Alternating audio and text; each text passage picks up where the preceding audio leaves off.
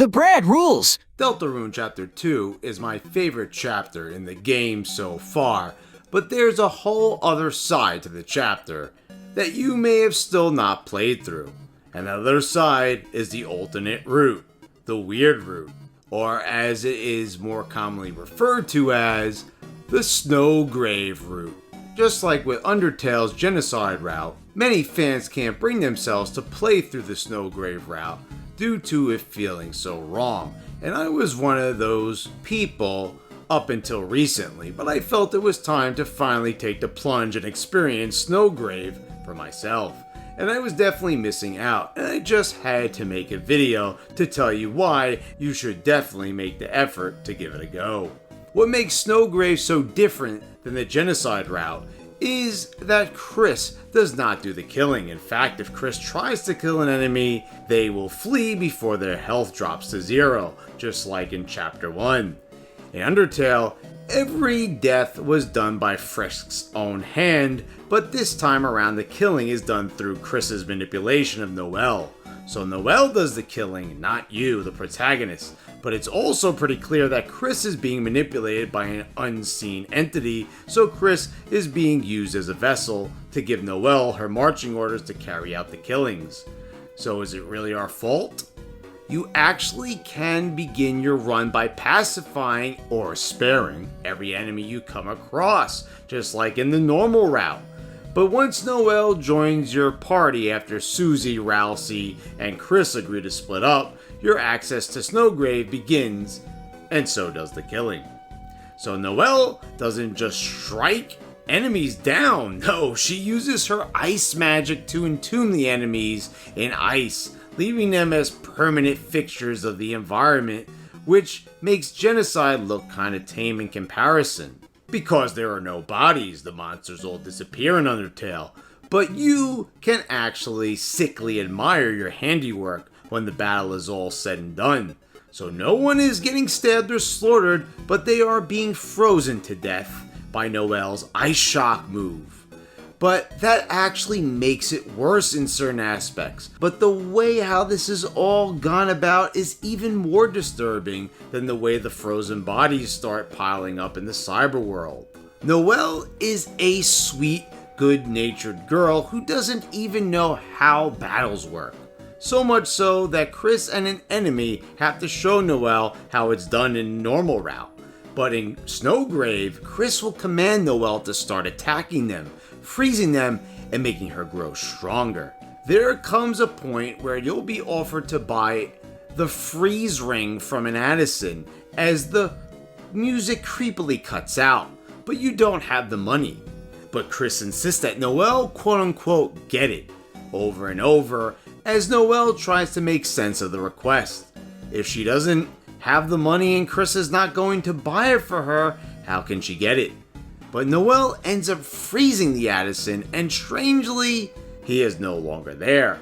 I'm not sure why this is, why his body is not frozen there like the enemies, but anyway, Noelle now sees she has the ring and tries to figure out how she got it, and arrives at the conclusion that the Addison must have gave it to her, going against her better judgment.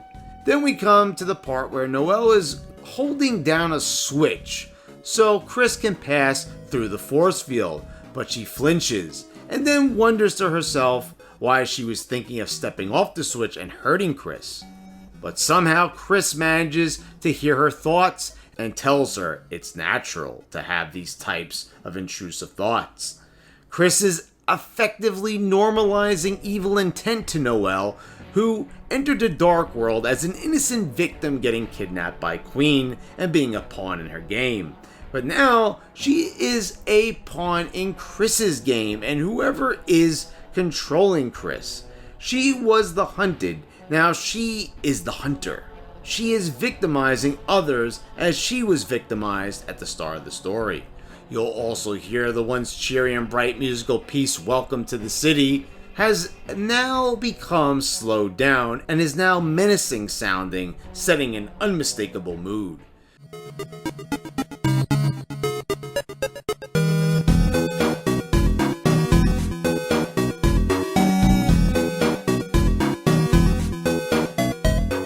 and you'll soon notice that all the cars have disappeared from the city, creating a rather spooky and unsettling atmosphere.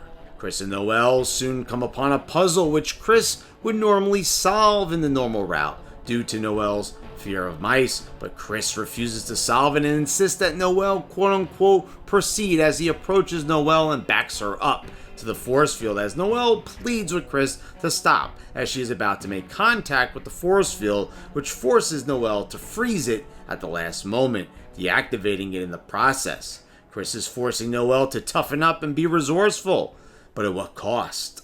You'll come upon a dumpster and talk to someone inside that sounds quite familiar, and he is offering you his thorn ring if they eliminate all the enemies. After freezing everyone, Spampton will sell you the ring and Noelle can equip it. And you'll soon run into Birdley, and Birdley sees something is off, and Chris tells Noelle to proceed once more, and a battle ensues. And we can see Noelle's HP starts to drop as a symptom of donning the thorn ring. As you can see, Chris is willing to put Noelle's health on the line just so she can cast a more powerful spell. He is willing to use her to any extent to accomplish his goals, or should I say the one controlling Chris. And we see that we have a new move by the name of Snowgrave, and after maxing out the TP meter, we can unleash the attack.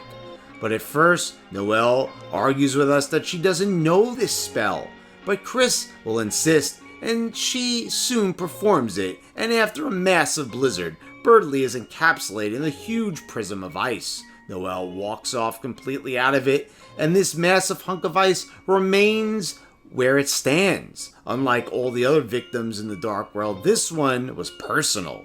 This one was Noelle's friend, and Chris made her freeze him. Birdley's redemption for helping Queen will never come. He'll never make good with Chris and Susie, but at least he was trying to prevent Chris from hurting Noelle. Chris finds a manhole cover and reunites with Susie and Rousey in front of Queen's mansion, who are totally unaware to what Chris has done since they split apart. Notice how Queen has been absent from most of the story, unlike in the normal route. Well, upon entering the mansion, we'll see why. Spampton has taken over the mansion, with all the portraits now being in Spampton's image, with no butlers to be found and very little in the way of Queen's henchmen. Instead, you'll find a large amount of pippuses. Susie will check on Noelle in her room in the mansion, but things are way different than we're used to. And the scene is very awkward, as we can't even see Noelle as Susie leaves in a rush, and something is definitely up. Susie tells us that she had to convince Noelle that this was all just a dream, when in the normal route, Noelle knows this is actually happening.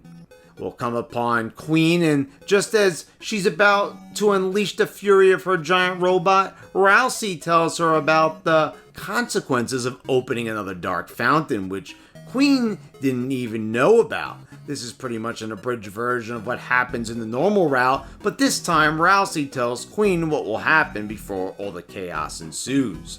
Chris goes on by himself to close the fountain, but before he can, Spampton Neo interrupts Chris and explains to him that because of his actions, he was able to achieve all this, and he's not going to just let Chris rip it all away by closing the fountain. In the normal route, we learned that Spampton once had a room in the Queen's mansion, but was evicted after his success started to plummet once the mystery caller that was helping Spampton out stopped calling him. Now, Spampton has more than just a room in the mansion. He has the entire mansion in an act of total revenge. Pretty interesting twist, to say the least. Chris now has to contend with Spampton Neo all by himself and can't rely on any help from Susie or Rousey, and this is a tough battle. And I really like the dynamic here, how Chris is all alone in this fight, and everything Chris did to cause all this was done as a duo through manipulating Noelle. But now you can't rely on her anymore, and you'll have to do your own fighting, and you'll have to fight the very entity that your actions helped to create. It's a lonely and harrowing battle worthy of this route. But in the very end, as Spampton ups his defense to ridiculous levels, Chris calls out to both Susie and Rousey for help, but no one responds. But when things look grim, Chris calls out to Noelle, and the call is answered, and Noelle delivers a finishing blow with one last ice shock, enabling Chris to seal the fountain. When we return to the light world, Birdley is unresponsive with his head down on the desk in the computer lab. And when Noelle sees Chris at the hospital, she is freaked out as Chris can talk to her telepathically. Noelle knows something is up with Chris, and this doesn't sound like the Chris she grew up with, making her one of the most aware characters in the game. The Snowgrave Route is certainly an emotional ride, to say the very least. The joyous, charm-filled escapades that populate the normal route are stripped away for a troubling, disturbing, and unsettling psychological horror story that you won't soon forget. Watching a playthrough of this doesn't quite do it justice. You have to play it for yourself to experience the full effect of what it's trying to convey. These pixels have purpose, and seeing all the happiness of the normal route torn apart for what is a sad and solemn tale where happiness is an afterthought can be pretty tough to muster. But seeing both sides of this tale feels like a requirement in my eyes, because there's some really intriguing elements at play and story moments you should witness, and I did enjoy my playthrough of Snowgrave, and I would definitely deem it worth it. So guys, let me know what you think in the comments down below. Have you ever done a Snowgrave run? And if you have, let me know about your experiences down below. How did you feel when playing through it? Or let me know if you don't have it in you to do Snowgrave. Does it bother you too much psychologically? Do you feel guilty for doing Snowgrave? This is definitely interesting discussion that I enjoy reading about online. I'm glad to be able to do a video of my own on it where we could have a discussion regarding this. And guys, please subscribe if you haven't already. Click the bell so you get all the notifications I post on my new videos. I want to thank all my subscribers for your continued support, and thank you all for watching. I'll see you next time.